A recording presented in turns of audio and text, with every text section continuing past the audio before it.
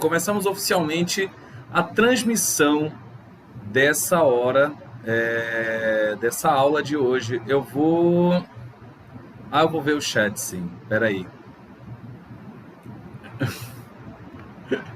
Como assim eu roubei o slide, gente? Ali tá o nome embaixo, professor Darlan Campos. Ah, sim. Peraí. Ah, tá. A Valesca, né? Vou ter que buscar minha irmã na escola. Tem, né, Valesca? O horário é da aula. Não é para buscar a irmã. Mas se isso não for corriqueiro, ok. Eu deixo passar hoje, mas não pode se tornar costume. Deixa eu ver aqui. Gente, lembrando, tá? Uma coisa. Ontem eu tava, eu precisei estar fora de casa, mas eu cumpri o compromisso com vocês da aula de onde eu estava, tá? Então, é importante que, independente de vocês, sei lá, estiverem onde seja, de vocês terem um compromisso com a aula, tá? Esse compromisso não pode faltar. Bom, continuando aqui o nosso assunto, né? Começando, melhor dizendo, a nossa aula de hoje vai ser sobre a Reforma Protestante. O nosso cronograma de aula estava programado hoje uma aula sobre formação das monarquias. Só que essa é uma aula, né, que a gente vai deixar um pouquinho mais adiante, porque na semana que vem, segunda-feira, está marcada uma revisão para a prova, né, que possivelmente não vai ser necessariamente uma revisão, né? Como é que a gente vai fazer nessa semana, tá? Só explicando para vocês o nosso cronograma de aulas. Hoje a nossa aula é síncrona sobre a Reforma Protestante. Amanhã vai ser uma atividade assíncrona, perdão, né? Só que vocês estarão ocupados fazendo, né, um resumo do filme Lutero, que eu vou disponibilizar para vocês, tá? Tá lá no cronograma de aulas, inclusive. Eu vou disponibilizar o filme dublado, vocês vão assistir o filme, vão fazer uma revisão, já tendo como base a aula de hoje, por isso eu estou dando essa aula hoje, e essa atividade vale uns bons pontos, tá? Quando for na sexta-feira, a gente vai abrir um debate sobre intolerância religiosa, tá? E a gente vai falar um pouco sobre a Reforma Protestante, falar sobre alguns fatos atuais. Então não gastem o latim de vocês hoje, tá? A gente vai falar disso na sexta-feira. Sexta-feira nossa aula será síncrona, ao vivo. No sábado, nossa aula será assíncrona. Será uma aula sobre a centralização das monarquias europeias.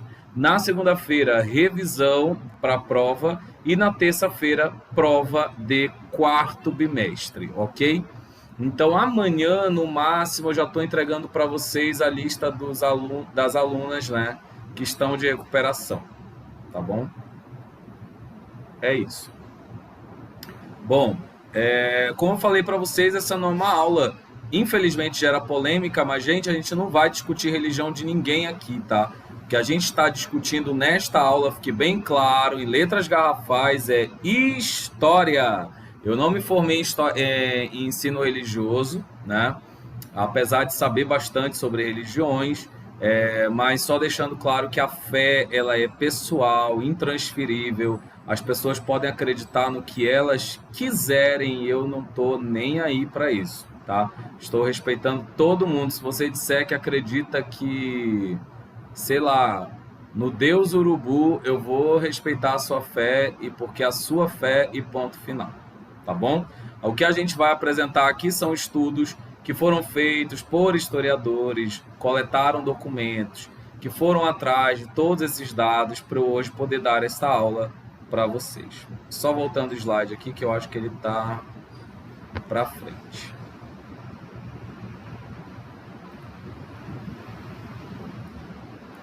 Vamos lá. O que é a Reforma Protestante, afinal, né? Foi um movimento religioso, né, que rompeu com a autoridade da Igreja Católica, dando origem a novas religiões cristãs. Seria correto dizer, por exemplo, que foi a primeira vez que a Igreja Católica foi contestada?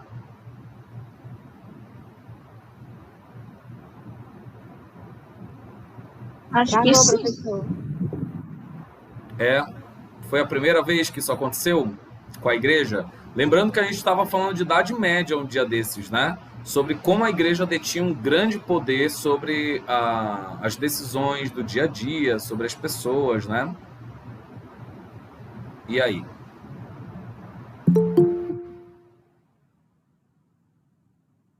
Bom, nem teria como vocês saberem exatamente, porque a gente não falou especificamente disso. Mas, gente, não foi a primeira vez, tá? Contudo, a Reforma Protestante é chamada de movimento. Ela é um movimento, né, que acontece na Alemanha, na Suíça e também na Inglaterra, tá? E depois em algumas outras regiões da Europa. Mas vocês vão ver hoje que ela não foi exclusiva desse período aqui, tá? Ela vai acontecer principalmente no século XVI, mas já nos séculos XIV e XV tiveram dois movimentos muito importantes de contestação do poder da Igreja Católica e de alguns dogmas também da Igreja Católica, tá? Onde elas vão acontecer? Alemanha, Suíça e Inglaterra. Não esqueçam disso, tá? A Reforma Protestante então foi um movimento que, mais do que contestou a Igreja Católica, se separou da Igreja Católica, né? É importante dizer isso. Imagina que a maior instituição religiosa da Europa, né, a maior instituição religiosa do mundo naquele momento, né? Naquele momento não era a maior do mundo, talvez o Islã competia, né? Outras religiões mais numerosas também, mas já era assim, uma das principais religiões do planeta. Lembrando que nesse período estavam começando a ter conhecimento das terras na América, então os indígenas começaram a ser forçados a se converter ao cristianismo e etc. Então a cristandade ela foi crescendo depois, né? Os fiéis da Igreja Católica. Mas voltando para cá, né? Aconteceu nesses três lugares e a gente vai falar um pouco agora sobre o porquê de ter acontecido as reformas protestantes, né? Quais foram os antecedentes? Em primeiro lugar, né, algumas pessoas já denunciavam e ficava de forma muito escancarada a corrupção do clero, né? E clero, leia-se, são os líderes religiosos da Igreja Católica, tá? A gente tem, por exemplo, uma divisão de alto, médio e baixo clero, tá? Então, geralmente, a corrupção acontecia nos três níveis, mas muito mais no nível mais alto da igreja, bispos, papas, né? E entre outros clérigos, tá? E aí o que acontece? Houve um afastamento dos membros da igreja das concepções originais do cristianismo, né? Humildade, fraternidade, caridade. Lembrando que quem já leu a Bíblia deve lembrar que a igreja primitiva ela era altamente voltada para a caridade, altamente voltada para a divisão dos bens, né? Apesar da igreja primitiva viver numa sociedade romana, lá naqueles primórdios,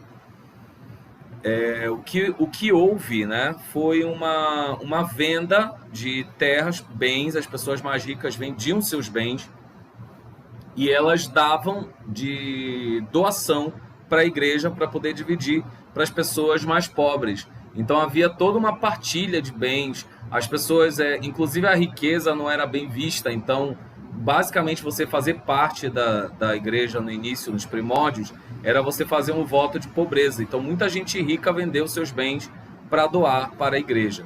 Por essa razão, a Igreja Católica se tornou também uma das grandes donas de terras, tá, da Europa, se tornou uma grande latifundiária, né, uma grande empresária da terra, digamos assim, e acabou ganhando muito poder, não só religioso, como também poder e prestígio econômico e social. Tá?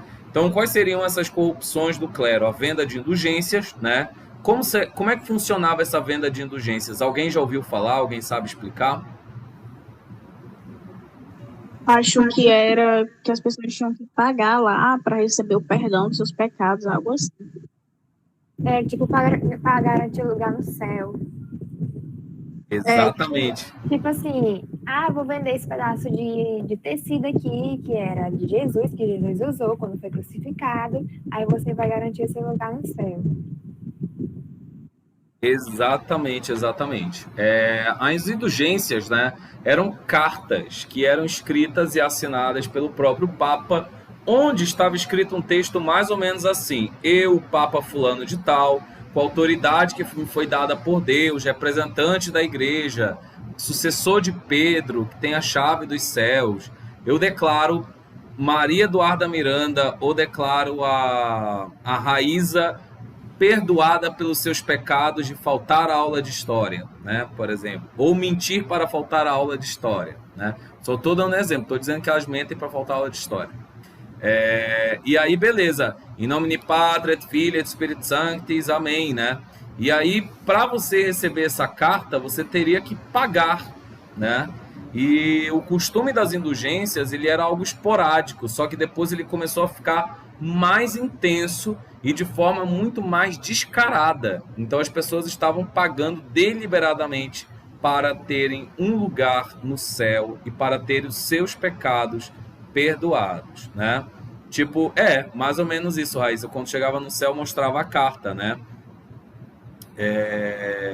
E aí, não, Ciane, vocês não serão perdoados se houverem faltas. Aqui, na verdade, o nosso regime, ele como é? E nem se paga também para poder abonar falta. Aqui não acontece nenhum nem outro. Aqui vem ou justifica a falta, tá? E aí, eis a questão, né? As indulgências começaram a ser vendidas e ficou uma coisa muito feia para a igreja, porque estava na cara que aquilo não era bíblico.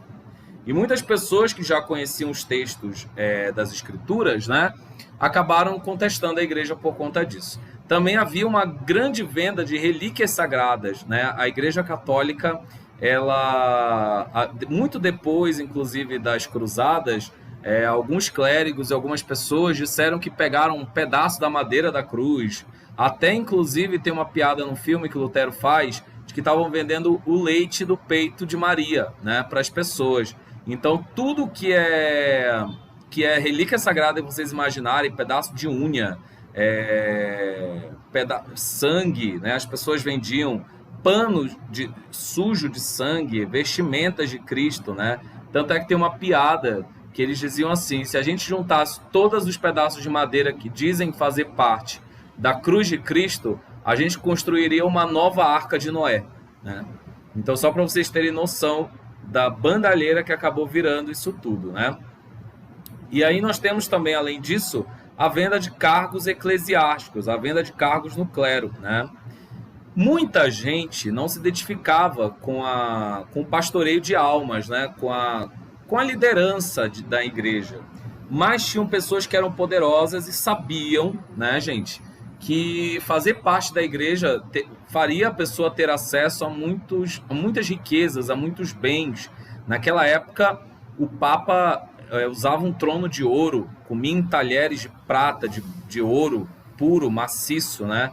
Roupas cravejadas de joias, e mais joias e coroas, e muita riqueza, muito luxo, muito ouro, inxalá, né, como diz a novela, e acabaram por levar o clero a esse desvio e também a venda de cargos na igreja, né? Eu não preciso nem falar que muitas pessoas, né, que queriam esconder, de repente, homens, né, que não queriam se casar, por exemplo, que não queriam assumir família, acabavam procurando os cargos eclesiásticos para poder, então, não ser cobrado pelo seu papel social, né, de ser um chefe de família. Então, eu não preciso nem dizer, né, que muita gente entrou na igreja sem vocação para o cargo. E é lógico que se tem gente entrando sem vocação para o cargo, vai acontecer um monte de besteira, né? Aí a gente já está vendo aqui o que é que acontecia. Bom, nessa época também houve o fortalecimento da burguesia, né, que acabou nascendo a partir do crescimento das rotas comerciais e também do aumento do comércio e das transações monetárias que envolviam moedas, tá? Por outro lado, a Igreja Católica condenava o lucro, mas isso daqui eu vou falar melhor quando a gente chegar lá na parte do Lutero, tá, galera? E aí também tivemos o fortalecimento das monarquias nacionais, que no caso, na Idade Média não haviam reis tão poderosos. aqui começou a aparecer, a gente vai entender melhor na aula de sábado, e o poder clerical, né, mais a abundância de terras que a igreja tinha, começou a conflitar com o poder desses reis. Então, esse contexto todo social, econômico, né, vai acabar levando ao aparecimento da Reforma Protestante. Lembrando que, né, nós temos aí muitos nobres na Europa, e a gente sabe, né, que... Gente, vocês já viram... Junta aí, quem cria gato aqui? Eu. Inclusive, tá na cama. Alguém mais cria gato? Inclusive, ele tá bem aqui do meu lado. Bora pegar assim, meus 3 gatos aqui de casa, juntar com o gato da Raíssa, juntar com o gato da Maria Eduarda, juntar com o gato de todo mundo. Vai dar certo? Nunca no universo. Eles vão fazer o quê, gente? Vão se matar, casunhar. Eles vão o quê? Vão se casunhar, brigar, se matar. Guerra. Tá lá de gato.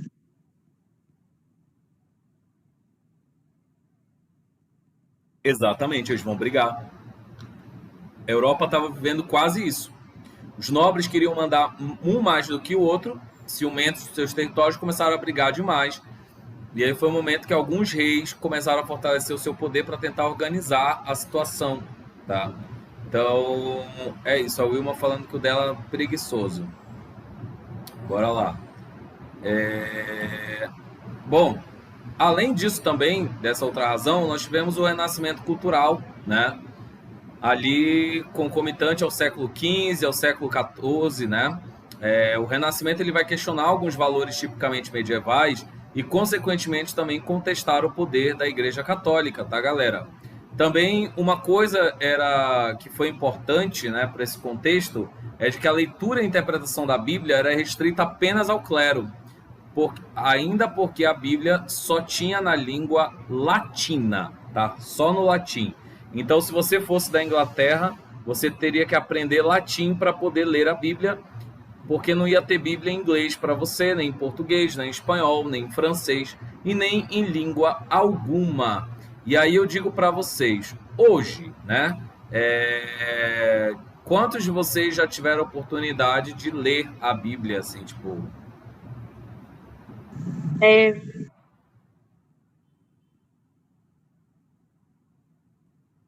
Ninguém leu a Bíblia. Eu tenho aqui, só que eu nunca tive essa vontade de ler, interesse. Como? Eu tenho uma aqui, só que, tipo, eu nunca tive interesse de ler, assim, e tal. Acho que eu tenho que aumentar meu volume aqui, peraí, agora sim.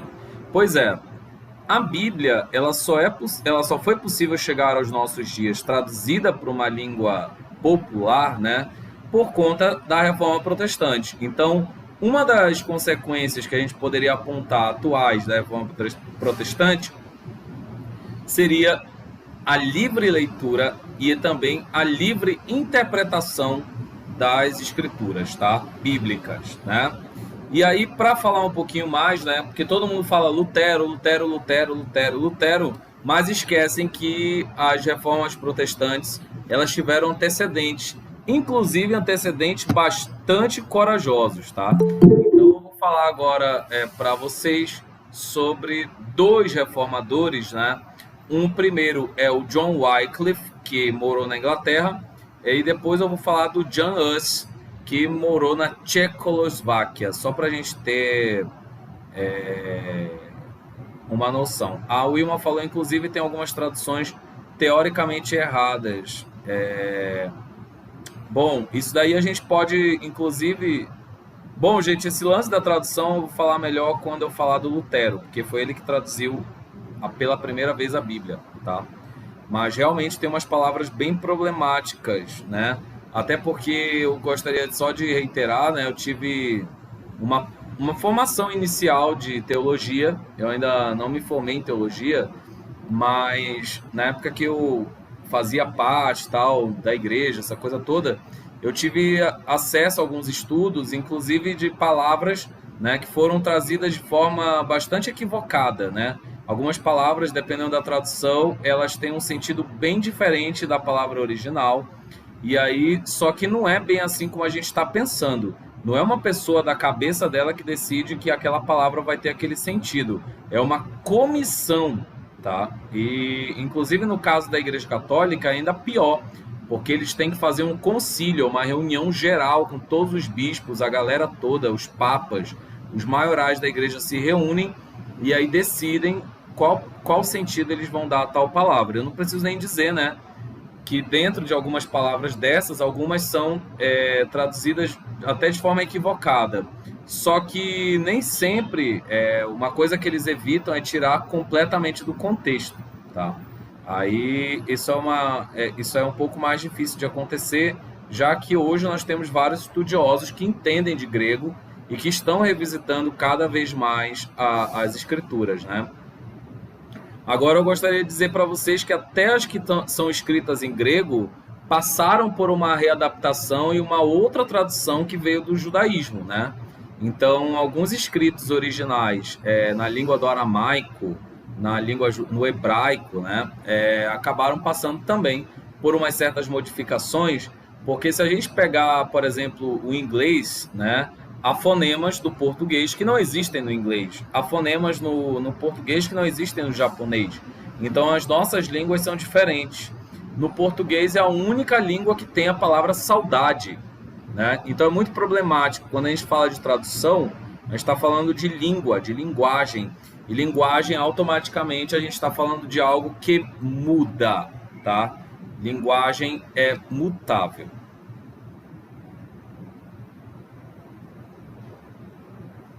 Bom, John Wycliffe, ele vivia na cidade de Lutterworth, na Inglaterra, e ele, mais ou menos ali por meados de 1370, ele vai começar as suas pregações, né? O John Wycliffe, ele foi um ferrenho crítico do clero, né? Ele vivia numa pequena cidade, ele era um pároco pequeno, pobre, né? E ele acabou pregando contra o que ele chamava da corrupção do clero, né? Todas aquelas coisas que eu já falei para vocês, o luxo excessivo, a venda de cargos, a venda de indulgências, inclusive a quebra do celibato, né? Se vocês forem fazer uma pesquisa, inclusive há denúncias, né? Há documentos que denunciam que alguns papas tiveram relações amorosas, que alguns padres, inclusive, foram excomungados e julgados e acusados de terem casos que eram proibidos por conta do celibato, né? Para quem não sabe, o celibato é a regra da igreja que proíbe os padres de terem relações amorosas e de contraírem matrimônio, né? Justamente para se dedicarem à igreja, aos feitos da igreja, tá? Então ele começou a denunciar várias dessas corrupções naquele momento, né? E também ele começou a pregar algo que foi de encontro, né? Que foi de encontro com a teoria das indulgências. Ele disse que apenas a fé salva, tá? Porque naquele momento a Igreja Católica ela focava muito no quê? Você tem que apresentar obras. Para você ser salvo, você tem que comprar a sua indulgência, você tem que mostrar alguma coisa. Era uma coisa quase impossível. Você tem que ser perfeito, você tem que fazer o bem, né? E cobrava das pessoas o que boa parte dos líderes não faziam, né?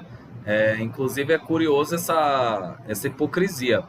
E aí o John Wycliffe ele vai começar a bater nessa tecla, né? Porque a Bíblia diz, né, que é a fé quem salva. Inclusive, tem alguém aqui que lembre desse versículo? Tem uma passagem da Bíblia que fala sobre isso, né? Acho que é Efésios 2, alguma coisa, que fala que somos salvos pela graça, para que não... Nem lembro direito. Para que ninguém ache que foi por merecimento, não é isso? Para que ninguém se julgue superior por ter sido salvo por merecer. É mais ou menos esse o caminho. É Paulo que falou isso. Foi Paulo, lembrei agora.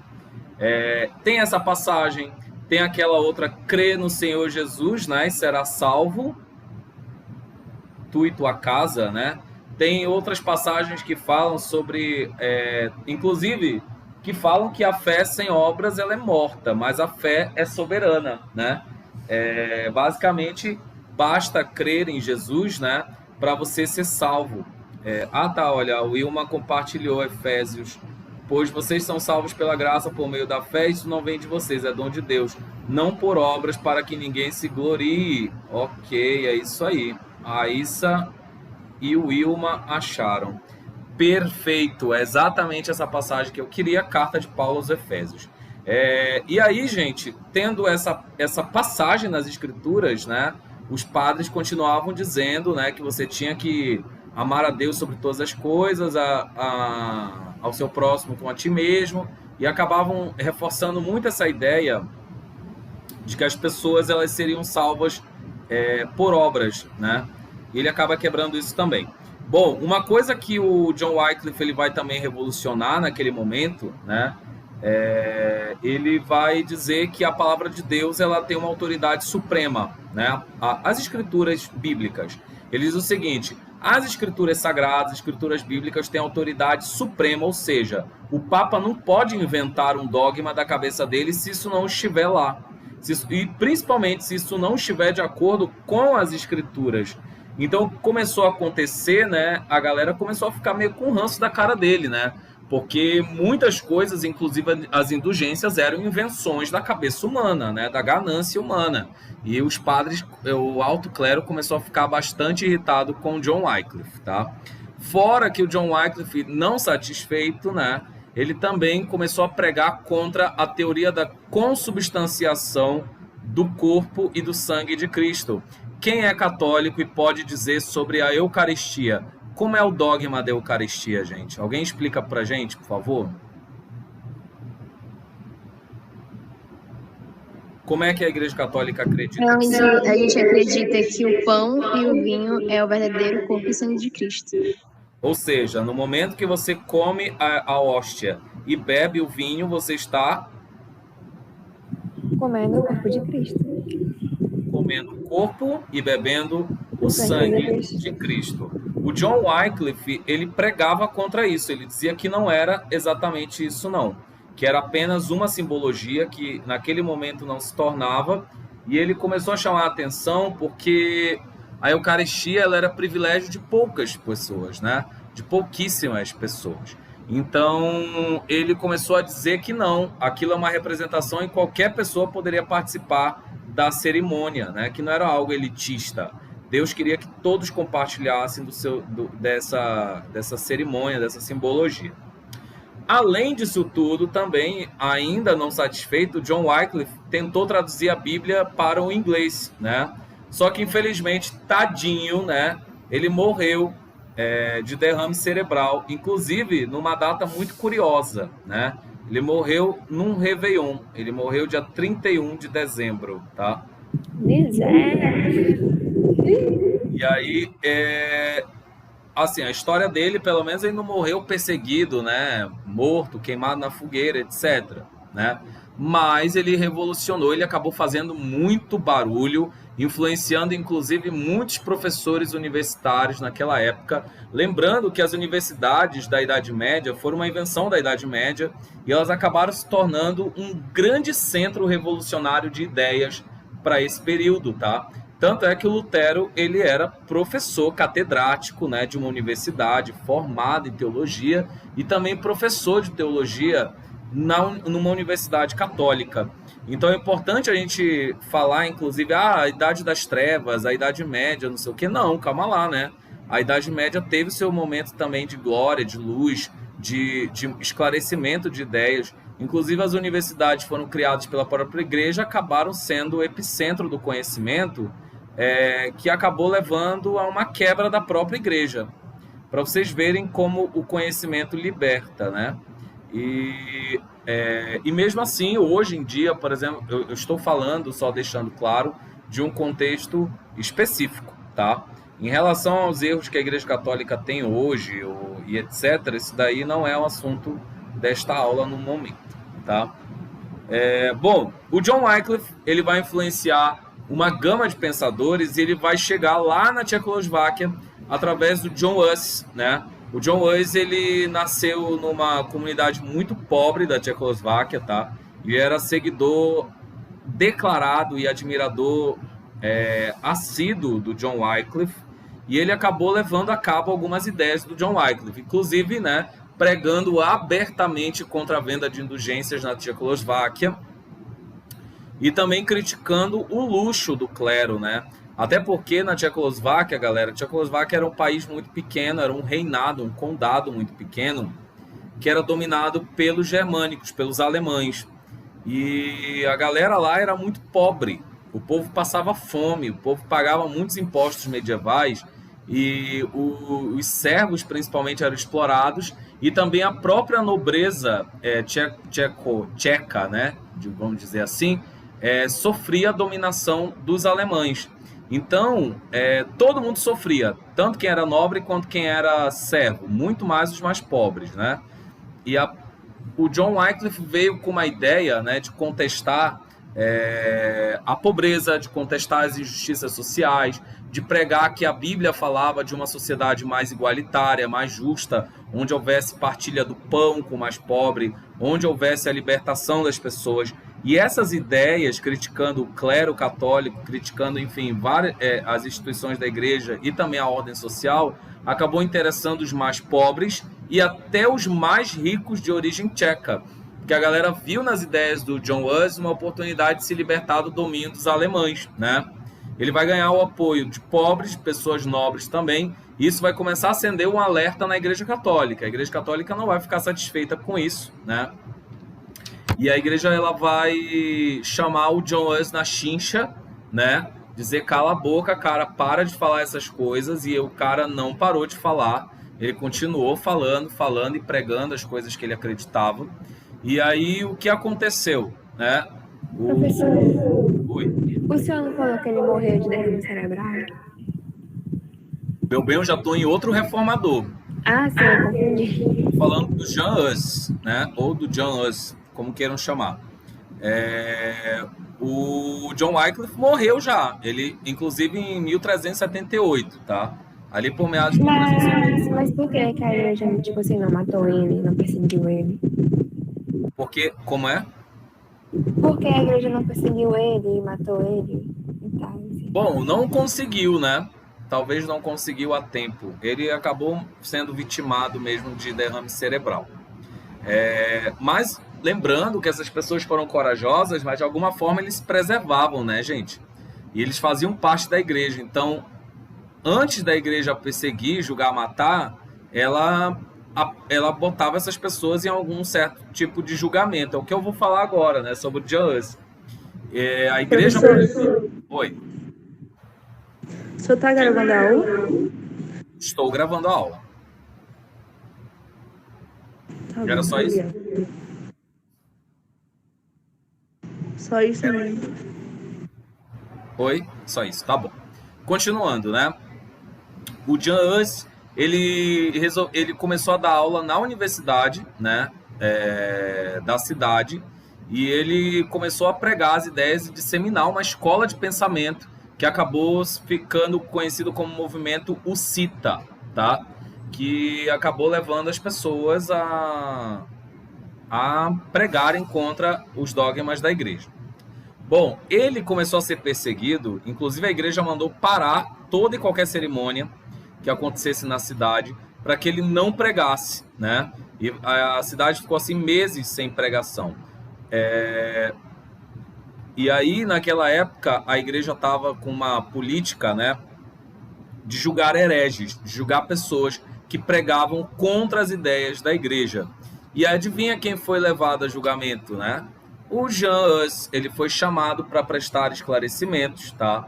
Ele até foi com um salvo-conduto da nobreza tcheca, né, dizendo assim, olha, esse cara é protegido nosso e tal, não façam nada com ele. Mas ele fez tanto barulho que a Igreja Católica ignorou e prendeu ele por 7 meses, né? Ele não negou as suas ideias, ele não teve chance de se defender. E quando chegou na hora do vamos ver, né? Ele não negou as suas ideias, ele só reafirmou as ideias. Ele falou que era contra a corrupção, a venda de indulgências, etc. E aí ele foi julgado e condenado, tá? Em 1415, o John Hus conheceu o gosto do fogo da fogueira, né? Ele foi queimado vivo na fogueira, em praça pública, tá? E o John Hus, ele já foi assim bem mais próximo do Lutero, né? Quando ele foi morto, meio que as condições da Reforma Protestante na Alemanha já estavam desenhadas, tá? Então, só para vocês terem noção que o Lutero não fez tudo sozinho, né? E principalmente a aula de hoje vai servir para a gente ver que o Lutero não era um santinho como pintam, tá? Ele era um ser humano, como todo mundo, né? Suscetível à corrupção, suscetível à ganância, suscetível a uma série de ideias. Inclusive, para muita gente, o Lutero foi um traidor, né? Como a gente vai ver agora, tá? Preparadas?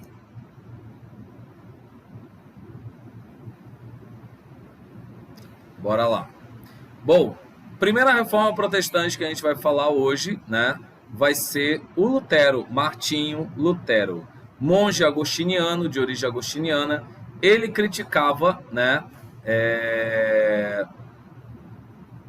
os costumes do clero, luxo, né, corrupção, etc. Naquele momento, o que estava acontecendo na Alemanha, né? O Vaticano estava construindo a Catedral de São Pedro, né? Para quem é católico sabe que a Catedral de São Pedro é a principal catedral católica, né? Estamos falando do século XVI, estamos em pleno vigor do Renascimento cultural, toda aquela riqueza, aquela pujança, grandes pintores, aquela arte neoclássica, carérrima, né? Que utilizava diversos tipos de pedrarias e até ouro, enfim. E acabou que essas construções, né, eram muito dispendiosas. A igreja resolveu, né, começar a vender mais e mais e mais indulgências para financiar a construção da Catedral de São Pedro. E aí, galera, vocês vão ver no filme de amanhã, né, que vocês vão assistir, que as pessoas elas eram impelidas em praça pública, né, inclusive ameaçadas do fogo do inferno. Todo mundo tinha medo do inferno na Idade Média. As pessoas que acreditavam, pelo menos, né, inferno, porque nesse momento também existiam os ateus, existiam pessoas que nem acreditavam nos dogmas da igreja. E essa galera era meio que ameaçada pelo fogo do inferno a comprar as indulgências. O Lutero, vendo que a venda de indulgências ficou tão imoral, né, resolveu publicar 95 teses pregando, né, falando contra os dogmas do que ele achava que estava errado na Igreja Católica. Uma coisa que é importante explicar para vocês, que muita gente acha assim, meu Deus, né? As pessoas gostam de simplificar demais as coisas. Gente, a Reforma Protestante, ela não nasceu para separar a Igreja Católica. Ela nasceu para reformar a Igreja, né? Quando eu vou reformar uma casa, eu destruo a casa? Não. É isso? Eu destruo a estrutura da casa? Não. Não, o que é que eu faço numa reforma, gente? Reforma Remover tipo um defeito, uma rachadura, trocar uma porta, a janela. A gente repara o que está errado, não é isso? Sim. Não é essa a ideia? Sim. Uma goteira, uma parede rachada, uma coisinha ali, uma pintura nova, né? Era isso que o Lutero queria. Ele acreditava na Igreja Católica, ele acreditava que a Igreja, inclusive, poderia mudar e ser uma instituição melhor. Tanto é que ele nunca disse, vamos separar da Igreja. Não, não era a ideia dele, né? Ele amava a Igreja Católica. Mas, diante do orgulho da Igreja de não aceitar as suas próprias contradições, ele acabou sendo excomungado da Igreja, né? Ele foi expulso da Igreja, né? Ele nem escolheu sair. Ele divulgou as 95 teses, inclusive vocês terão acesso a essas teses de forma íntegra na sala de aula, tá? Eu espero que vocês leiam, porque essas 95 teses são bastante interessantes. Inclusive tem uma hora que ele fala, papa nenhum, nem padre tem a autoridade que a palavra de Deus tem. E aí isso já entra nas ideias de quem, né? Do John Wycliffe e também nas ideias do John Hus, tá? Então, o Lutero ele vai publicar essas 95 teses, enfim, criticando a igreja, e aí ele vai ser chamado diante da igreja para responder por elas. Quando ele chega lá, ele já está respaldado por uma série de nobres alemães, tá? Que começaram a gostar das ideias dele, né? Por que será que esses nobres resolveram apoiar o Lutero? Suspeito. Não é suspeito? A gente está falando de gente rica. Por que uma pessoa rica apoiaria uma pessoa pobre que está se pondo contra a maior religião cristã do Ocidente? Por quê? Vai lucrar em cima de alguma forma, né? Exatamente. Qual seria o lucro, né? Esse é o X da questão que eu vou falar para vocês agora, né? O lucro que esses nobres estavam buscando era o lucro de derrubar, né, o que eles chamavam naquele momento de pecado da usura, né? Eu vou dar um exemplo bem prático agora. Cadê a Fernanda Ferreira? Aqui. Fernanda, você vai ser uma banqueira, tá? Riquíssima. Você tem dinheiro para dar, vender e emprestar, ok? Agora, o que é que a gente vai fazer? Vamos fingir que a Ângela, cadê você?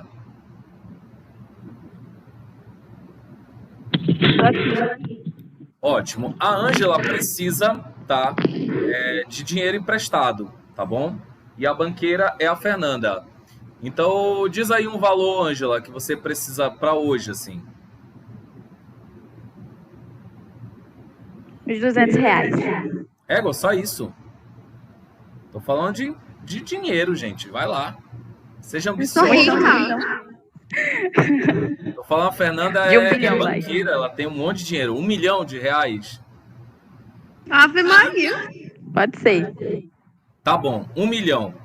Fernanda, você como banco, né? Não sei se vocês entendem como o banco funciona, mas você vai emprestar o dinheiro para ela. Mas o que é que você vai fazer para lucrar nesse empréstimo? Cobrar juros. Vai cobrar o quê? Juros. O que seria juros? Explica para mim.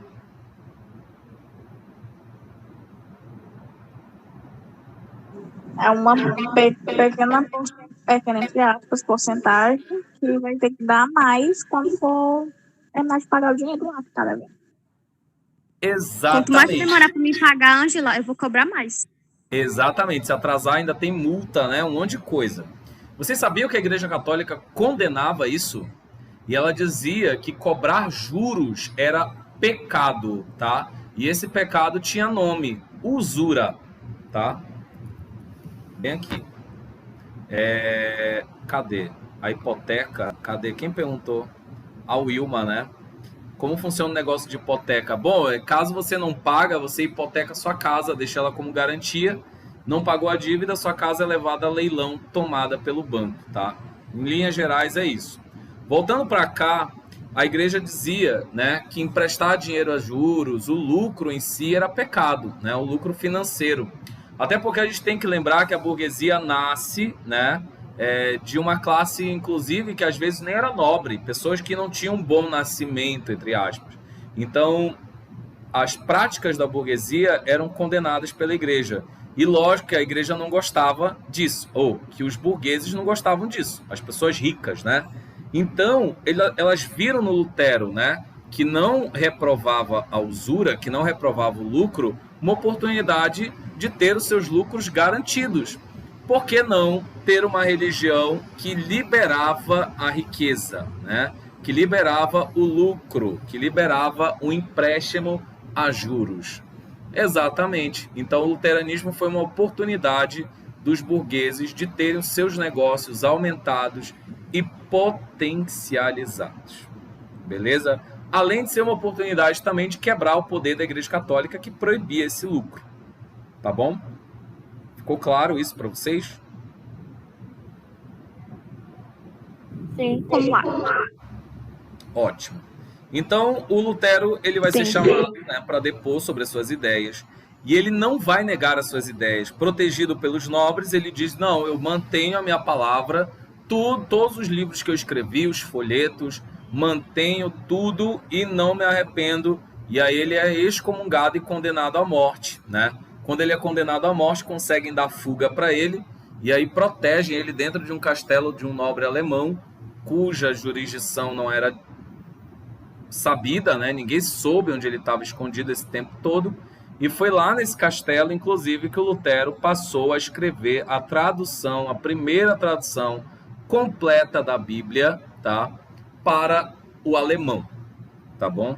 Então, nós temos aí a primeira, inclusive essa primeira tradução da Bíblia é chamada de primeira Vulgata, tá? Porque é a primeira tradução da Bíblia para uma língua vulgar, como era chamada. Porque o latim é chamada de língua sagrada, né? Por ser a língua primórdia da igreja. E todas as outras línguas, todos os outros idiomas eram chamados de idiomas vulgares por serem idiomas falados pelo povo comum, tá bom? Não exatamente tem um sentido de vulgar como a gente conhece hoje em dia. Bom, alguns princípios básicos do luteranismo vocês vão perceber, né, que conflitavam com alguns princípios da Igreja Católica naquele momento e até com dogmas católicos que existem até hoje, né? Bom, os princípios básicos do luteranismo, a salvação, ela ocorre pela fé, ok? Apenas a fé salva, não há como ser salvo por outro meio, né? E a sua crença em Cristo e a confiança de que Deus vai ser justo, né, no julgamento final é que vai fazer você acessar a vida eterna ao lado de Deus, né? A tradução, leitura e a livre interpretação da Bíblia, que também diferia da Igreja Católica, que restringia isso apenas ao alto clero. A eliminação de santos e imagens, tá? No luteranismo não há adoção de imagens, nem de santos, nem nada relacionado a isso. Inclusive o luteranismo via isso como um desvio do culto a Deus, né?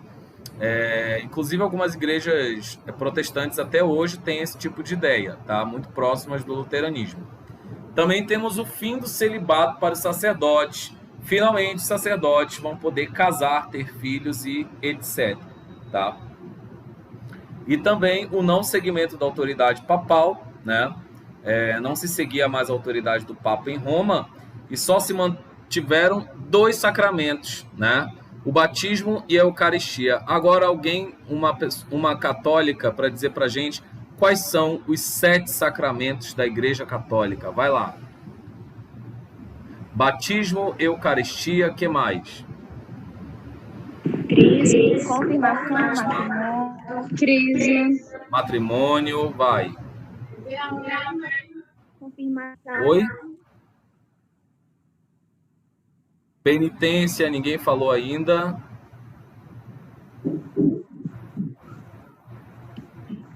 Tentando lembrar.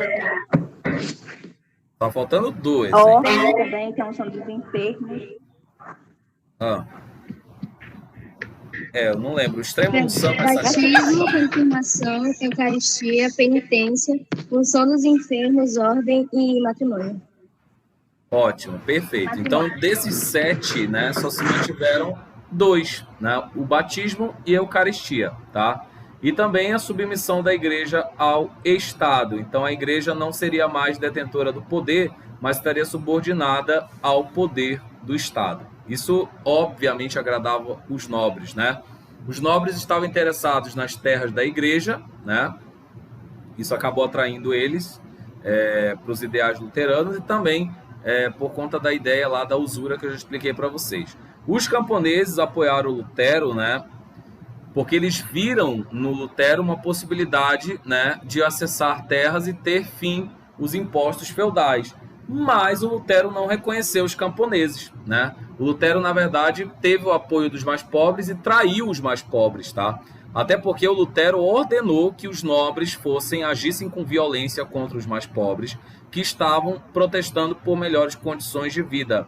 O próprio Lutero, né? Ele ordenou que fosse feito assim, inclusive não apoiando, né, os camponeses que estavam sendo liderados pelo Thomas Müntzer, que era anabatista, tá bom? Então, houve um massacre de camponeses, de mais pobres, liderados pelo líder da Revolução Luterana, né? Para ver como são as contradições da vida. Para alguns, hoje, a visão é de que o Lutero é um herói completo, né? Mas há contradições, né?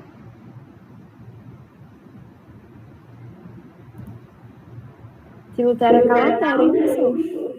Como é? Esse Lutero é caloteiro, ó. Né? Prometeu e não cumpriu. Enfim. Safado. Mas é isso que eu digo, quem se alia com ricos, né, não tem como defender os mais pobres. Infelizmente, essa é a ordem do capitalismo. Então aqui temos o imperador Carlos V, né, que vai apoiar o Papa, né, e a Alemanha vai se dividir entre católicos e luteranos, tá?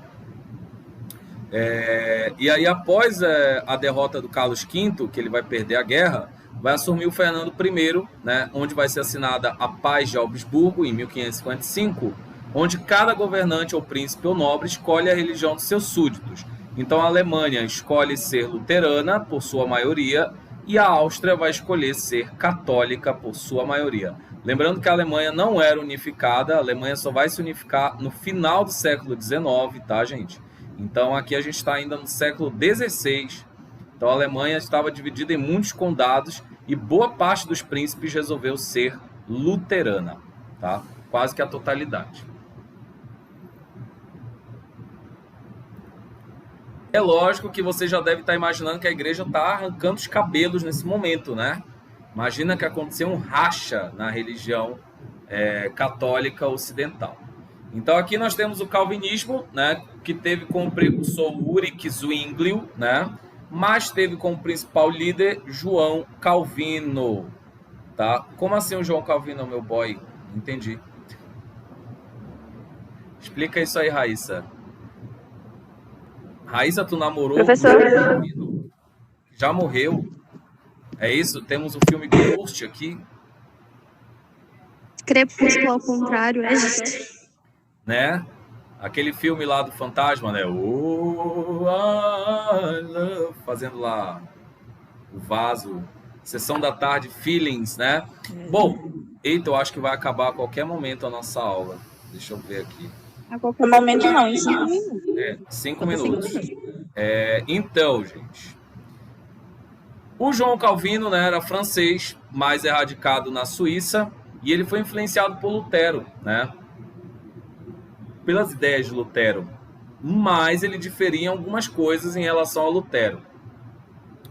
Para falar sobre isso, eu vou ter que realmente encerrar a aula e voltar com a aula de novo, porque é uma ideia muito longa sobre esse lance da predestinação, é uma coisa bem pesada de se falar.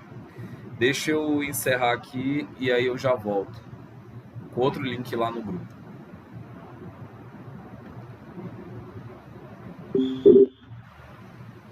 Bom, continuando a nossa saga aqui das reformas protestantes, vou falar agora do João Calvino, né? Galera, o João Calvino tinha umas ideias bem loucas, assim, bem diferentes, na verdade. Loucas parece que é ruim, né? Tem gente que acredita, inclusive a igreja calvinista, né? Tem igreja calvinista no Brasil e no mundo, que acredita na teoria da predestinação absoluta. E essa teoria diz o seguinte: há pessoas que nasceram para ser salvas e há pessoas que nasceram já condenadas. Há pessoas que não nasceram para ser salvas, tá? Então, para ele, o trabalho, a pureza, o cumprimento dos deveres e o progresso econômico seriam sinais divinos de que as pessoas nasceram para serem salvas. Isso quer dizer que é o seguinte, olha só, a Fernanda Ferreira, deixa eu ver aqui, a Raíza, sei lá, deixa eu ver os nomes aqui. A Ana Caroline, vamos dizer assim, seria dizer, segundo a teoria do João Calvino, né? Eu vou ser Deus agora, vamos dizer assim. E aí eu vou determinar que a Yaeli Lima, a Emanuele Lima Moraes, a Érica Jamile e a Evelyn Serrão, elas vão ser salvas, tá? Parabéns, vocês acabaram de ganhar o ticket para ir para o céu, ok? Agora eu vou dizer o seguinte, Wilma, Raíssa, Ângela e também a Maria Eduarda não vão para o céu. Vocês tiveram o passaporte negado, tá? Vocês contestam demais, falam muito mal da igreja e não vão para o céu mesmo. E aí, beleza, tá, gente? O grande lance é o seguinte, ninguém no calvinismo, só Deus poderia fazer essa decisão, né? E pensa comigo, Deus é onisciente, sim ou não, segundo a Bíblia? Sim. Não seria Onisciente, onipresente? ele sabe de todas as coisas. Se ele sabe de todas as coisas, ele sabe o início, o meio, o fim da história, certo ou errado? Certo. Raíza, então Deus sabe se você vai para o inferno ou para o céu, certo ou errado? Certo.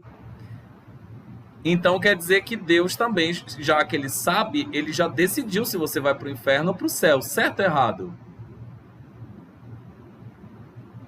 Tcharam! Eis a pegadinha, né? Eis a pegadinha. Pensa nisso aí. Rapaz, Essa pegou ideia muito. que fundamentava a teoria do Calvino. Ele dizia, se Deus sabe de tudo, né? Se tudo Deus sabe, então ele é porque não só ele sabe, mas ele tem controle de todas as coisas. Então ele já sabe se eu vou para o céu ou para o inferno. Por mais que eu tente ser mais certo na vida, eu vou para o inferno. Se eu tente... Enfim, vocês entenderam. Essa ideia é polêmica, tem gente que odeia pensar nisso, né? Tem gente que não concorda e tem pessoas que têm um pensamento um pouco mais contrários. Por quê? Né? Como é que você, por exemplo, a Raíza, né? A Raíza é sabatista, adventista, não é isso, Raíza? Sim. Como seria a ideia de salvação para vocês lá na tua igreja? Tu acredita que as pessoas nasceram predestinadas a irem para o inferno, a irem para o céu? Como é que funciona essa ideia lá? Não a gente nasceu para ir para o céu assim. A gente tendo fé, mostrando essa fé, não simplesmente falar, eu tenho fé e não fazer nada. Eu tenho que fazer uma ação, mostrar para as outras pessoas que eu tenho fé e realmente eu acredito, entendeu? E... Mostrar obras. Oi? Mostrar obras, no caso. Isso, mostrar obras sobre a palavra de Deus. E aí, com isso, na hora que Jesus Cristo voltar, aí vai lá no livro da vida, vai falar o meu respeito, e aí vai decidir se eu vou para o céu ou para o inferno. Tá, então essa decisão, já que Deus sabe de todas as coisas, não tá meio que tomada? Tu acha que sim ou não? Repete aí, professor, que travou uma parte. Tu acha que essa decisão, já que Deus sabe de todas as coisas, tá tomada ou há uma liberdade, um livre-arbítrio para as pessoas fazerem o que quiserem? Professor, na minha cabeça, minha opinião, eu acho que na hora lá do julgamento lá, eu acho que já vai estar decidido. Mas mesmo assim ainda vai falar pra gente do porquê, entendeu? Entendo. A Isabel quer falar. Isabel. Professor, assim, eu passei muito tempo pensando nisso, mas eu acho que, tipo assim, você já assistiu na Netflix aqueles negócios que a gente meio que escolhe, aí vai acontecendo as coisas? Tem. Eu acho que é bem similar a isso. No caso, não é que Deus saiba exatamente o que vai acontecer com a gente, mas no caso a gente vai ter aquelas duas opções ou mais. E através das nossas escolhas, por exemplo, se tem um caminho aqui, eu escolho aquele caminho, ele sabe onde vai dar. Eu acho que é mais ou menos assim. E gente, aí o decorrer das minhas escolhas teria o resultado, né? Isso. Aí, no caso, ele meio que já sabe o que ia acontecer, depende das minhas escolhas, não necessariamente o que ia acontecer comigo, tipo, saber todas as minhas escolhas e etc. Então, deixa eu ver se... Oi, Raíssa. Tu tá falando que pelas minhas escolhas ainda não tá decidido se eu vou pro céu ou pro inferno? Eu tô falando que, tipo assim, tá. eu falei outra coisa, eu falei que, tipo assim, que é através das tuas escolhas que vai definir isso, entende? Tipo, as tuas escolhas. Desculpa, eu Ou não seja, entendi. Entendeu? há uma possibilidade, uma gama de possibilidade de destinos, é isso? Sim, professor, no caso seria isso. Tá, mas aí eis a questão. Deus é onisciente, certo ou errado? Certo. Ele sabe de Certo. todas as coisas, certo ou errado? Certo. E ele Certo. sabe exatamente para onde vai cada pessoa, certo ou errado, segundo a teoria cristã, né? Certo. Então, para alguns filósofos, o destino, essa ideia de livre-arbítrio não existe. Por isso, inclusive, o João Calvino acreditava que não existia. Porque se Deus sabe de todas as coisas, já está tudo programado, não tem escolha alguma. Essa ideia de que tem escolha é engano, entende? É Pois dessa é, forma pessoal, que ele, pra mim, tipo assim, a gente já nasceu com o destino já traçado por Deus. Aí, tipo assim, já sabe pra onde é que a gente vai. Na minha cabeça funciona assim. E aí, eis a questão. Como é que desfaz esse nó na cabeça do fiel calvinista que agora ia ficar, meu Deus do céu, nasci para ser salvo ou eu nasci para ir para o inferno? E agora? Né? Aí adivinha qual foi a ideia que o João Calvino teve, né? Depois de muita confusão, depois de muito sacudir ele, perguntarem, reverendo, pelo amor de Deus, né?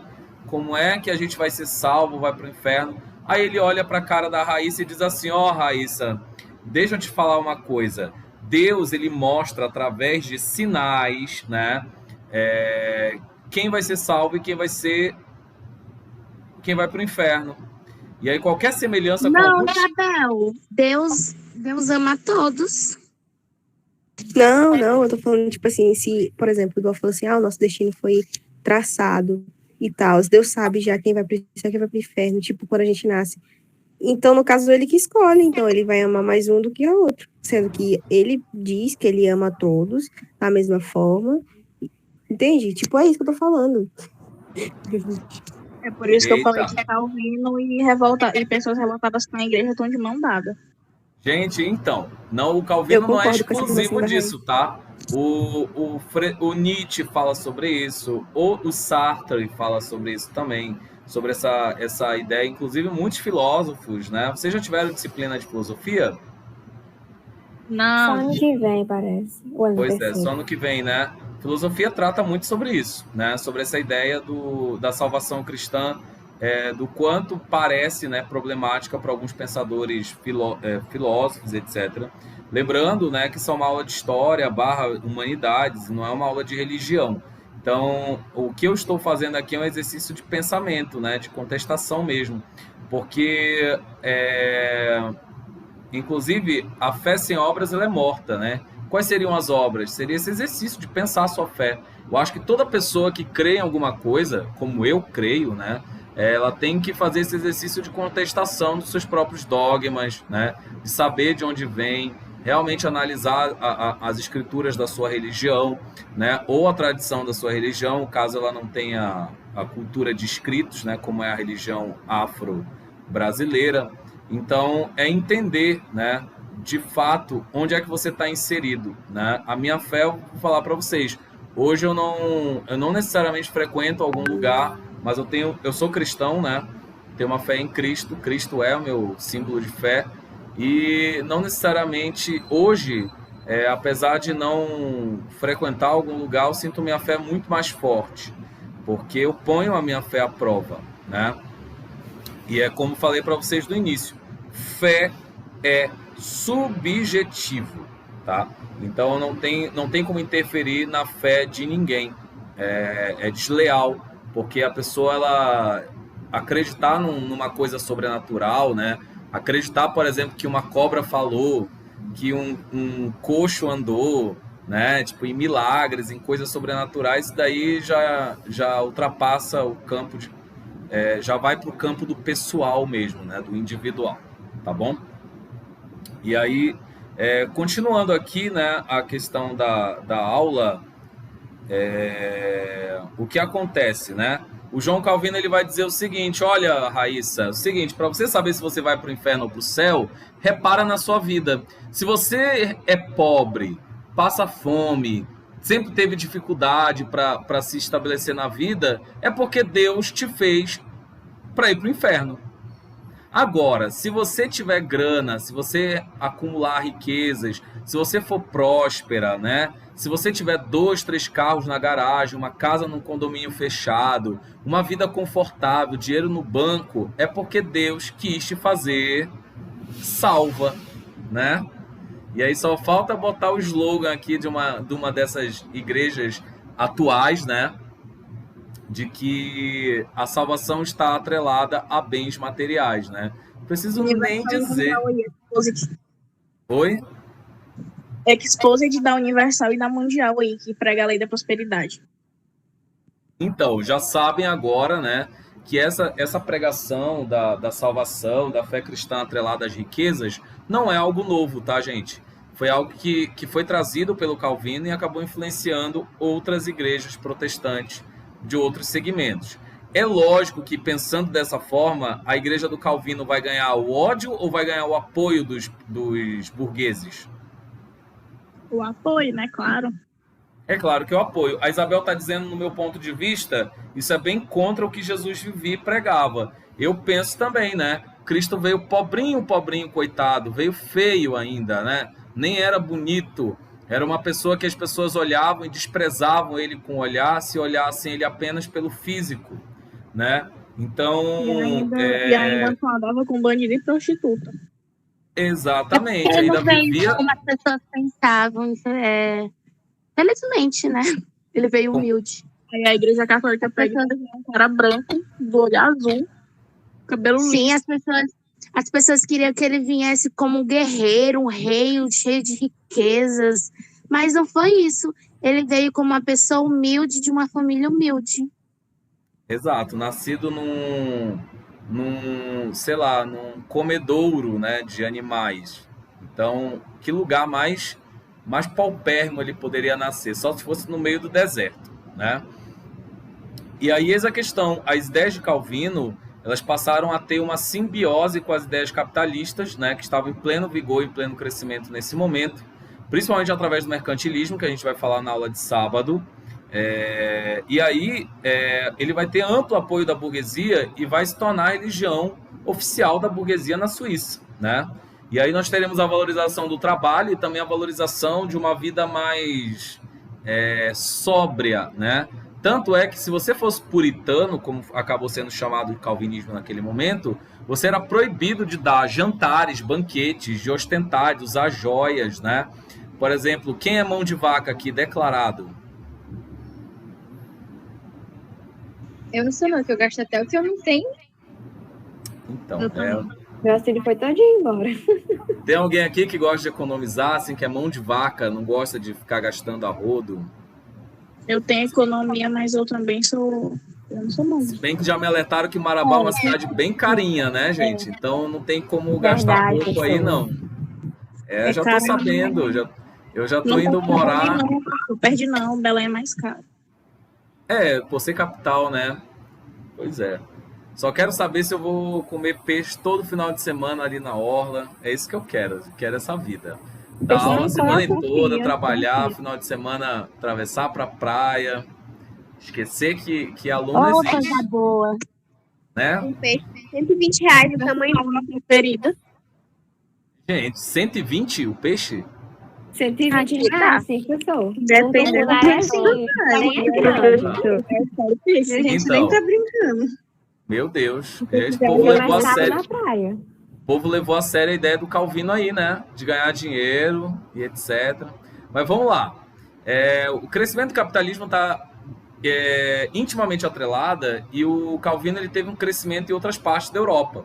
Por exemplo, na Inglaterra, os calvinistas ficaram conhecidos como os puritanos e na França ficaram conhecidos como huguenotes. Já na Escócia, na ilha da Grã-Bretanha, né, eles ficaram conhecidos como presbiterianos. Vocês já devem ter ouvido falar dos presbiterianos, certo ou errado? Sim, só tem rico lá naquele dia. Errado.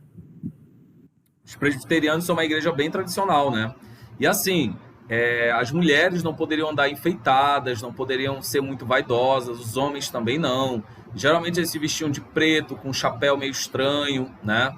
E aí, essa galera acabou acumulando muitas riquezas e um tipo de vida que acabou facilitando eles juntarem dinheiro. Experimenta você não sair durante um mês, não gastar com nada, nem com ônibus, que você vai ver. Tipo, a grana que você tem de trabalho, ou do que você recebe dos seus pais, ou o que seja, vai durar e vai render. Então, para eles, né, esse povo acabou acumulando muita riqueza e alguns se tornando importantes banqueiros. Não à toa que a Suíça tem hoje um dos maiores paraísos fiscais do mundo, né? Lembrando que quem rouba no Brasil geralmente tem uma conta secreta na Suíça. ok? Exposit.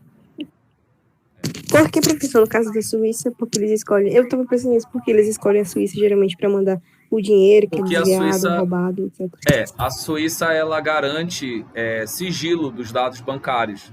Então, por exemplo, quando a Polícia Federal Brasileira requer os dados, é muito mais difícil.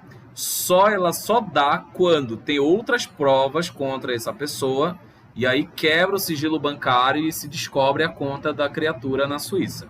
Tá? Do contrário, eles não dão dado algum. Então, para quem faz evasão de divisas, tráfico de drogas, tráfico de gente, é um prato cheio. Tá? Bom saber. Agora eu vou falar da reforma que eu mais gosto, né? Por incrível que pareça, porque é a reforma menos reforma de todas, né? Que é a reforma anglicana. E eu gosto dessa reforma porque a história dela é fantástica, né? Não é tão fantástica assim, mas é boa. A história é boa. Dá filme, já teve filme sobre, tem série sobre. Se vocês quiserem depois pesquisar, eu posso passar os links.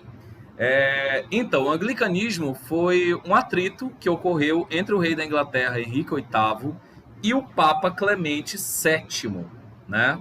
O Papa Clemente VII, ele era de origem espanhola, então é óbvio que ele ia defender os interesses de quem? Se ele era espanhol, gente, ele ia defender os interesses de onde? Os espanhóis. Da Espanha, né? Bom, o senhor Henrique VIII era casado com a Catarina de Aragão, que era uma princesa, né, uma rainha espanhola. E aí o Henrique VIII, né, ele acabou tentando ter um filho com a Catarina de Aragão, né? E ele nunca conseguia ter um filho homem. Quando nascia era mulher, quando vinha morria, né? Nunca conseguia ter um filho homem. E aí ele chegou, bateu na porta assim do Papa e disse: olha, Papa, é o seguinte, o papel da mulher é procriar, é dar filho homem. Eu não tenho um sucessor até agora e essa mulher não consegue cumprir o papel dela como esposa de me dar um filho homem. Era desse jeito que era tratado mesmo, tá, gente? Tô falando da minha cabeça, não. Né? Desse jeito, sim. Ele falou: e eu quero o divórcio. Eu quero separar dela, né? Até porque, Papa, eu já consegui uma outra gatinha aí e tudo mais, e eu vou ficar com a mulher mais nova, né? O Papa olhou para a cara dele, sabendo que isso ia dar BO na Espanha, disse: não vai separar, porque o que Deus uniu, o homem não pode Separar. separar. O casamento, o matrimônio é o quê? Um sacramento e não pode ser quebrado. Aí o Henrique VIII falou: como é que é? Tipo assim, eu dou um monte de vantagem para a Igreja Católica, faça e aconteça, e agora que eu quero separar, ter um divórcio, eu não vou ter. O Papa falou: mas meu filho, você não vai se divorciar nem a pau. Você vai ter que passar por cima de meu cadáver, né? Aí ele falou: ah, é? Né? E aí começou aquela disputa de sotaques, né? Agora que a Valesca voltou para a aula, gente. Ô, professor. O que houve, minha filha? Tu foi buscar alguém? Foi você que foi buscar uma Fui irmã? buscar minha irmã na escola, porque lembrei minha mãe trabalha e meu por padrasto isso que deu toda a também, aí eu fui gravação, buscar né? ela. Tá, tudo bem. Então vamos lá. Aí o Henrique VIII ficou naquela disputa, naquela quebra de braço, ele dizendo: ora, Papa, você vai me dar o divórcio. E o Papa lá em espanhol: não, eu não darei divórcio algum para você. E aí começou aquela briga. Aí o Henrique VIII: quer saber, cara? Eu tenho apoio dos nobres, eu sou todo poderoso, eu sou um rei absolutista, tenho poderes absolutos. Então esse Papa vai ver o que é bom para tosse, né? Ele então chamou o parlamento, né? E ele decidiu fazer o ato de supremacia, beleza? E aí nesse ato de supremacia, o rei Henrique VIII disse o seguinte: eu, rei Henrique VIII de Inglaterra, decidi que a Igreja Católica está definitivamente banida da Inglaterra. Ponto. Todas as terras da Inglaterra estão na mão do rei agora. Ó, gringo, exatamente, samba, Rio de Janeiro, caipirinha, né? É sobre isso. Gostaram do meu sotaque? Amei, super. Tava faltando uma graça dessas na minha aula com vocês. E aí, beleza, gente. O Henrique VIII simplesmente excomungou a igreja. Era a igreja que deveria excomungar ele, né? E ele tinha poder para isso porque ele tinha acumulado um enorme poder absolutista. A gente vai entender o porquê, né? Depois. Desde o início, na verdade, da monarquia na Inglaterra, os reis têm um grande poder, tá? Faltou. Eu te amo, Brasil. Te amo. Professor, esse rei é feio, ó. Oi? Esse rei é feio, ó. Né? E aí, assim, calma lá, que beleza é relativo, né? Vai ter gente que vai achar ele lindo. Depende muito do referencial de beleza. Se o nosso referencial de beleza, né, no Ocidente é greco-romano, aí fica difícil realmente achar um homem desse bonito. Mas, lembrando que há vários pontos de vista de beleza, né? Mas vamos voltar para cá. E aí o Papa ficou a ver navios. E realmente a igreja foi excomungada, né? E aí o que ele pegou, o que restou de templos, terras, passou para a mão do rei. E também o rei começou a distribuir para sua nobreza, da forma que ele queria. Ou seja, o rei ficou muito mais rico e a nobreza inglesa também ficou muito mais rica. Agora, o que é que ele fez com a igreja, né? Ele pegou, apagou a placa Igreja Católica Apostólica Romana, né? E ele escreveu assim, Igreja Anglicana. Por quê? A Igreja Anglicana foi quase uma Igreja Católica 2.0, com algumas diferenças, né, de dogmas. E a gente vai ver agora o que tinha de diferente, né? O culto e a hierarquia eram muito semelhantes, né? Só que vai ter uma fusão de elementos, né, católicos com calvinistas, porque na igreja anglicana as imagens elas não vão ser aceitas, tá? Então, também o princípio lá da predestinação, a ideia da não condenação do lucro também vai começar a fazer parte da igreja anglicana, e a autoridade do Papa não vai mais ser aceita na Inglaterra, né? E o latim vai ser abolido dos cultos. Agora os cultos anglicanos serão todos rezados em inglês. Aí a população mais simples finalmente vai poder entender o conteúdo desses cultos. Beleza? Então, essa é uma reforma religiosa? É uma reforma religiosa, mas na minha opinião e na opinião de vários historiadores, uma reforma com menos elementos religiosos do que as outras, né? Do que a reforma calvinista e a revolta luterana. Bom, a Igreja Católica obviamente não ficaria calada diante dessas medidas, né? E a Igreja resolveu, então, fazer o movimento da Contra-Reforma, resolveu tomar algumas atitudes para conter o avanço dos protestantes. Que atitudes foram essas, né? Ela chamou o Concílio de Trento, né, que foi o maior concílio da Igreja, ocorreu entre 1545 a 1563, onde a Igreja Católica decidiu algumas coisas, né? Reafirmou os dogmas do catolicismo, né? Inclusive, as indulgências continuaram existindo, só que agora os padres disseram, dá uma segurada, né? Não vende esse negócio aí de qualquer forma, tenta disfarçar, mas continuou existindo, tá? A criação de seminários e do catecismo, né? Que não existia até então, beleza?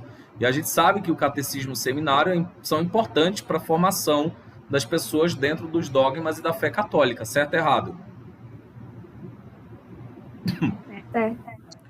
Também a igreja vai criar um index, que era uma lista de livros proibidos. Adivinha quem era o primeiro da lista?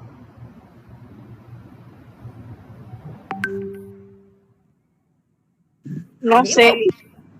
Quem era o primeiro da lista desses livros proibidos aí, dessa lista? Adivinha? As teses de Lutero, né? E fora todos os livros que ele publicou, né? O Lutero escreveu muitos livros, gente. E vários deles já estão traduzidos. Na verdade, todos os livros dele estão traduzidos, né? O Brasil, ele tem igreja luterana, inclusive faculdade luterana, tá? E aí houve também a reativação dos tribunais de Santo Ofício, que agora serviriam para julgar hereges, pessoas que tivessem ideias contrárias aos dogmas da Igreja Católica, beleza? Então, se você fosse uma mulher que resolvesse estudar ciências, você era considerada bruxa e poderia ser julgada e até morta, tá? Nesse período aqui. Bom, além disso... Professor, Oi? Como é? eu não entendi. Se mulher fizesse o que travou.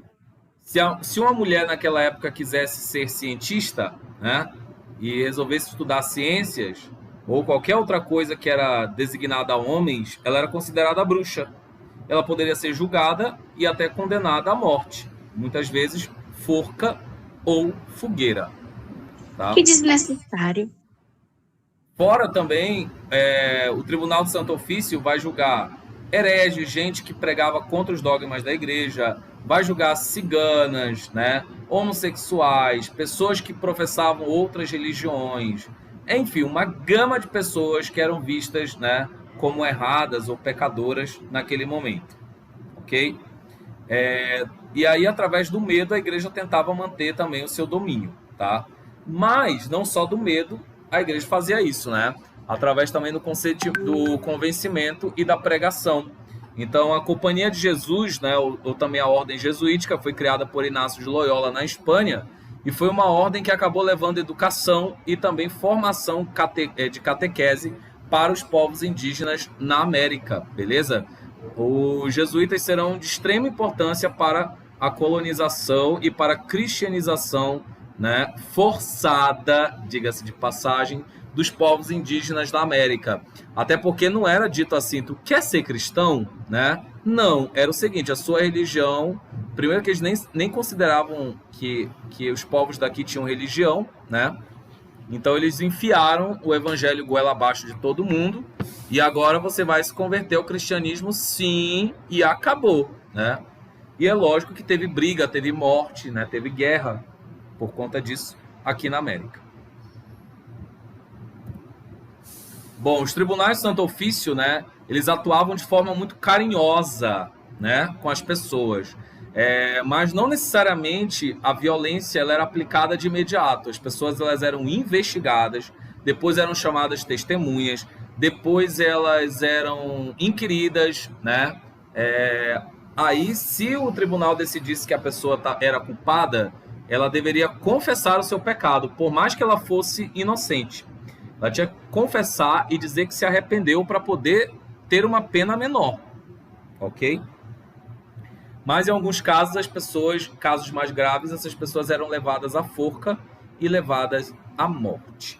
Tá? Então, muitas delas foram torturadas para que elas confessassem o que muitas vezes o tribunal queria que elas confessassem. Como vocês podem ver aqui, ó, temos alguns instrumentos usados no rosto, né? Temos essa orelhinha de burro aqui que tapava a boca.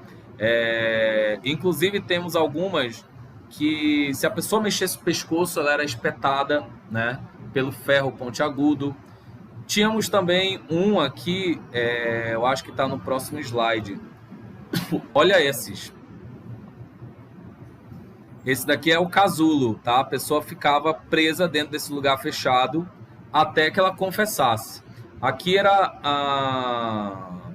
esse daqui era uma esteira, tá? Tipo uma cama, onde a pessoa ficava com o pé preso aqui, e aqui o corpo dela ficava rolando nesses pregos pontiagudos. Também temos essa cadeira aqui, ó, uma cadeira maravilhosa de confortável, onde seu pescoço ficava preso por uma corda e você ficava sentado ali eternamente, né, com um texto vergonhoso, até que você pensasse nos seus atos e confessasse o que você fez contra a igreja, tá? Temos também esse outro aqui, né, que era chamado de dedo do diabo, né? Ou era um outro nome que eu não recordo agora, que é um triângulo onde a pessoa ela era sentada em cima dele, tá? Esse triângulo, ele... Não preciso nem dizer que a pessoa ficava muitas vezes pelada, né? Sentado nisso daqui. Então, era altamente terrível, ok? Temos essa cadeira de pregos, onde a pessoa também era amarrada, né? Não preciso nem dizer que ela saía com o corpo todo... chamuscadinho, todo cortadinho, né? Temos o serrote, inclusive foi utilizado por alguns, foi relatado em alguns livros, onde as pessoas poderiam ter partes do corpo decepadas, ok? E aqui temos uma gargantilha que eu acho que vai virar tendência no próximo verão, né? Com 2 pontas. Se a pessoa se virasse demais, ela era espetada por esse ferro, ok? Então, a tortura nesse momento não era nada fácil, né? Foi uma das formas que a igreja encontrou de amedrontar os fiéis, né? De amedrontar os hereges, melhor dizendo, né? Porque quem era fiel não ia passar por isso. Ou ia, né? E aí, gostaram da tortura? Bacana, né? Super legal. É óbvio, ó. Só que não. E além disso, né? A igreja também criou, gente,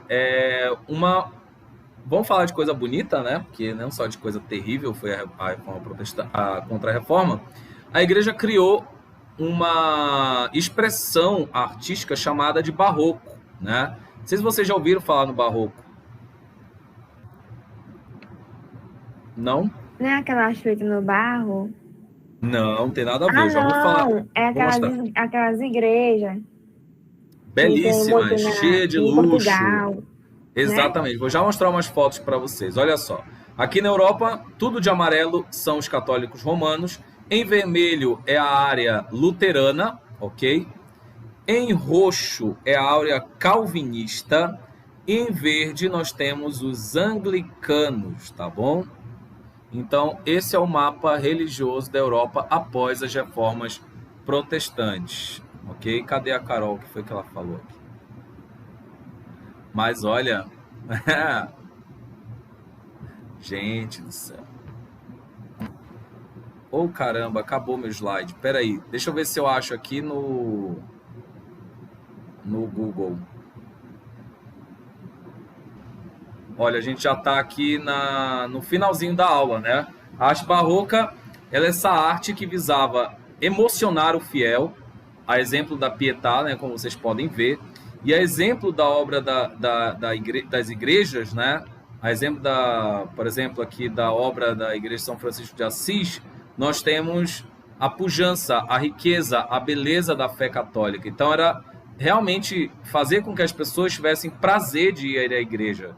Por isso esse investimento em tantos ornamentos e nesse luxo todo, tá?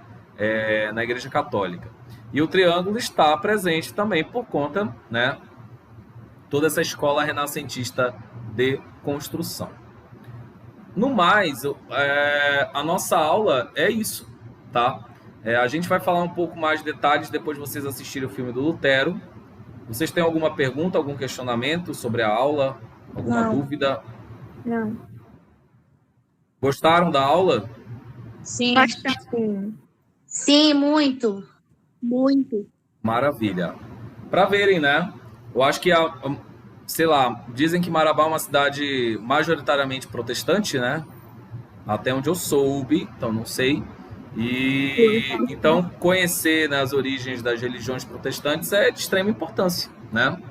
Até porque isso é história, faz parte da nossa vida, nos constitui enquanto pessoas, tá?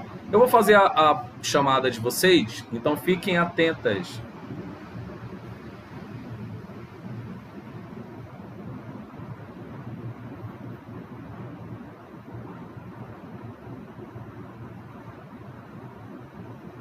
Bora lá. Deixa eu ver aqui.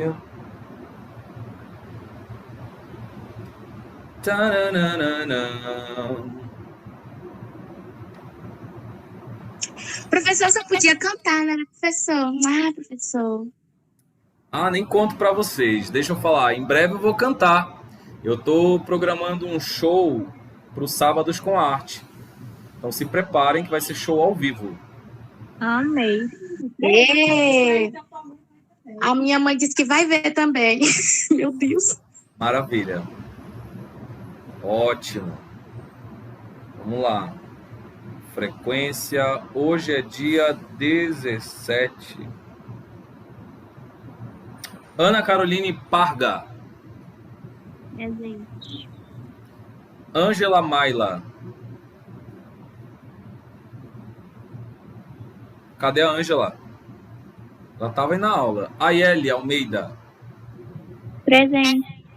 Quem não puder falar no microfone, fale no chat, por favor. Emanuele Lima. Presente. Érica.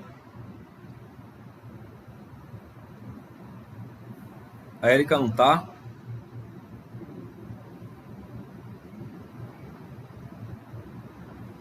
Ok. Evelyn Costa. Presente. Fernanda. Presente. Francisca Wilma. Presente. Emily Beatriz. Professor, a Emily tá no hospital ainda. Ah, é verdade. Ingrid de Oliveira.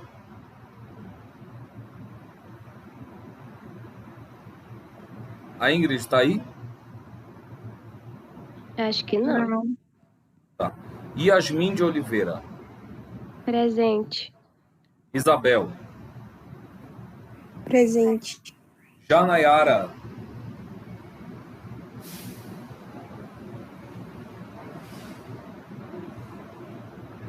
Janayara. Eu vi ela na aula, mas não está aqui. Vamos lá. Júlia Ellen.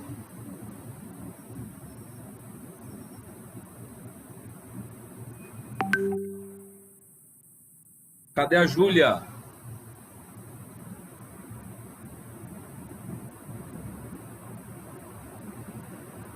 Cauã.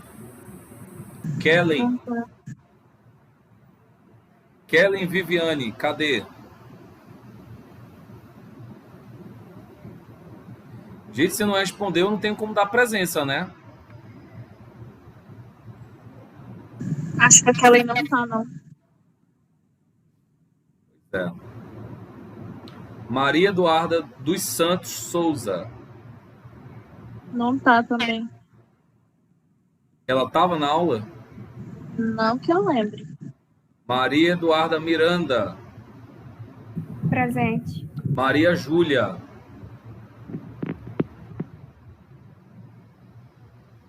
Tá presente. Maiara Xavier.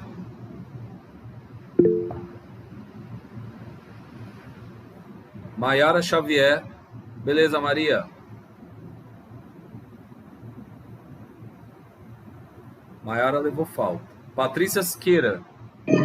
Presente, professor. Raíssa Alves. Presente. Raíza. Presente. Stephanie. Ok. Ciane Maria. Chat. Ok. Thalia Vieira. Presente. Thalia. Onde estás? Ok. Valesca. Presente, professor, presente, estou aqui. Emily.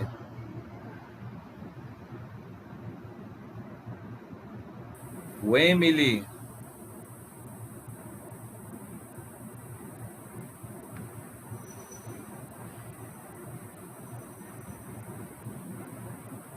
Pressão minha ou Emily tá faltando muito? O Islane. Opa, tô aqui. Ótimo. Gravando frequência e nossa aula está encerrada por hoje. Vocês têm atividade amanhã, tá? Do livro. O livro não, do filme. Então aguardem que vocês vão assistir o filme no horário da aula e fazer este resumo, tá? Tá bom. isso. No mais, obrigado a todos, a todas, né? Que não tem um homem além de mim aqui, que não fizeram nada mais do que a obrigação de que assistir a aula de história. Mas mesmo assim, obrigado pela parceria de sempre.